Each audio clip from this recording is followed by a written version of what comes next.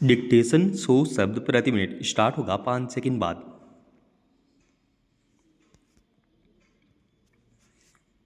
Start. Bihar की तर्ज पर अब अन्य राज्यों में भी मतदाता सूची के विशेष गहन पुनरीक्षण SIR को लेकर सवाल उठने लगे हैं, क्योंकि बड़ी संख्या में लोगों के नाम इस सूची से हटाए जाने की आशंका है। चुनाव आयोग की ओर से हाल में जारी मसविदा सूची में तमिलनाडु में 97.40 लाख और गुजरात में 73.73 लाख मतदाताओं के नाम हटाए गए हैं। लोगों को मतदाता सूची से बाहर रखने के कई कारण हो सकते हैं, जिनमें समय पर आवश्यक दस्तावेज दर्ज न कराना भी शामिल है। अंतिम सूची जारी होने से पहले ऐसे लोगों को अपनी आपत्तियां और दावे पेश करने का मौका दिया जाएगा और संभव है कि कई मतदाताओं के नाम फिर से जुड़ जाएंगे। मगर मसविदा सूची के आंकड़ों पर गौर किया जाए तो उससे यही लगता है कि नाम दर्ज कराने की आखिरी अवसर के बाद भी बड़ी संख्या में लोग इस सूची से बाहर रह जाएंगे। सवाल है कि अगर इन लोगों के पास मतदान की पात्रता नहीं है तो पहले इसका नाम क्यों और कैसे मतदाता सूची में था।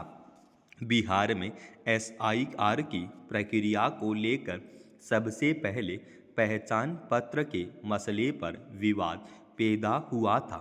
चुनाव आयोग ने आधार कार्ड को नागरिकता का पहचान पत्र मानने से इनकार कर दिया था। बाद में सर्वोच्च न्यायालय के निर्देश पर आधार को पहचान पत्र के दस्तावेजों में शामिल किया गया। बिहार में भी मसविदा सूची में करीब 65 लाख मतदाताओं के नाम हटा दिए गए थे। हालांकि बाद में उसमें कई नाम जोड़े गए। इसके बावजूद अंतिम सूची में करीब 47 लाख लोग मतदाता सूची से बाहर हो गए। शीर्ष अदालत ने इस पर सूची से हटाए गए लोगों का कारण सहित विस्तृत ब्यौरा मांगा। यही स्थिति अब अन्य राज्यों में भी देखने को मिल रही है। इस सबके बीच विशेष पुनरीक्षण की प्रक्रिया में पारदर्शिता और चुनाव आयोग की विश्वसनीयता को भी कसौटी पर कसा जा रहा है। पश्चिम बंगाल में तो मसविदा सूची से हटाए गए लोगों का सत्तारूढ़ दल ने अपने स्तर पर सत्यापन करने की मुहिम शुरू कर दी है। ऐसे में यह सवाल महत्वपूर्ण हो जाता है कि आखिर चुनाव आयोग पर आम लोगों और राजनीतिक दलों का भरोसा क्यों डगमगाने लगा है।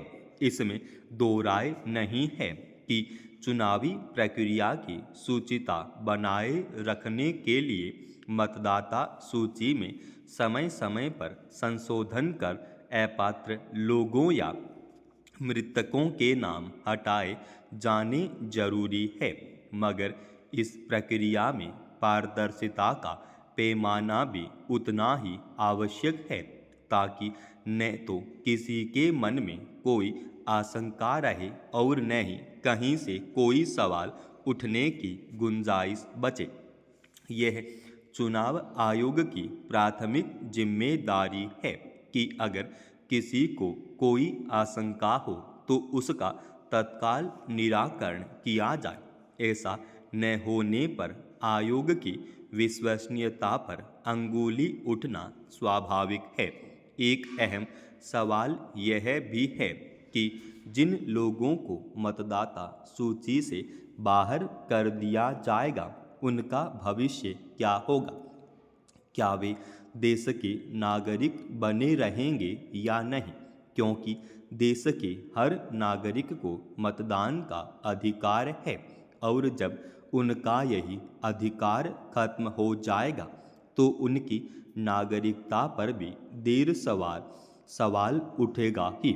यह चिंता इसलिए गंभीर है क्योंकि देश भर में गहन पुनरीक्षण के दौरान मतदाता सूची से बाहर होने वाले लोगों की संख्या करोड़ों में हो सकती है। चुनाव आयोग और सरकार को इस पहल को भी ध्यान में रखना होगा। यह किसी भी सार्वजनिक जगह पर एक सामान्य अपेक्षा है कि लोग नागरिक बोध और संवेदनशीलता का परिचय दें और दूसरों का भी ख्याल रखें। मगर हवाई अड्डे जैसी जगह पर कोई पायलट अगर खुद ही सुरक्षा जांच पंक्ति तोड़ने की ओर ध्यान दिलाए जाने पर बेकाबू और हिंसक हो जाए तो यह एक गंभीर और चिंताजनक स्थिति है। गौरतलब है कि दिल्ली हवाई अड्डे पर छोटा बच्चा साथ होने की वजह से एक यात्री और उसके परिवार को कर्मचारियों के लिए निर्धारित सुरक्षा जांच गेट से जाने को कहा गया था, मगर वहां कुछ कर्मचारी आगे निकलने की होड़ में थे। खबर के मुताबिक जब यात्री ने ऐसा करने पर टोका तो एक व्यक्ति ने उससे बदतमीजी की और उस पर हमला कर दिया। विडंबना यह है कि अपना आपा खोकर यात्री पर हमला करने वाला व्यक्ति पायलट है जो उस वक्त ड्यूटी पर नहीं था। सवाल है कि सुरक्षा व्यवस्था के लिहाज से संवेदनशील माने जाने वाली हवाई अड्डे जैसी जगह पर ऐसा कैसे संभव हुआ। यह सही है कि घटना के वक्त हमलावर हो जाने वाला पायलट उस वक्त ड्यूटी पर नहीं था, लेकिन उससे किस तरह के बर्ताव की उम्मीद की जाती है। अगर विमान में कभी बेहद विषम और उथल पुथल से भरे हालात पैदा हो जाएं, तो ऐसे में भी ड्यूटी पर मौजूद पायलट को शांति और धीरज से काम लेना पड़ता है। परेशान यात्रियों की बातों को सुनना और उन्हें समझाना होता है। संभवतः यह पक्ष पायलट बनने के प्रशिक्षण में भी शामिल होगा।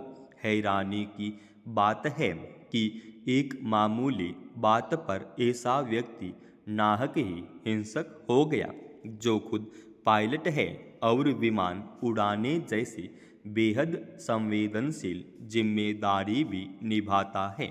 घटना सामने आने के बाद संबंधित पायलट को ड्यूटी से हटा देने की खबर आई, मगर इस पहलू पर भी विचार करने की जरूरत है कि पायलट और विमानन कंपनियों से जुड़े कर्मचारी अव्यवस्था के बीच क्या किसी तरह के दबाव और तनाव से गुजर रहे हैं और ऐसे में कई बार आपा भी खो रहे हैं।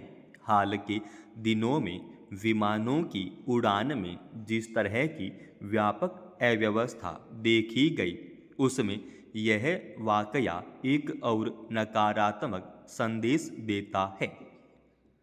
समाप्त।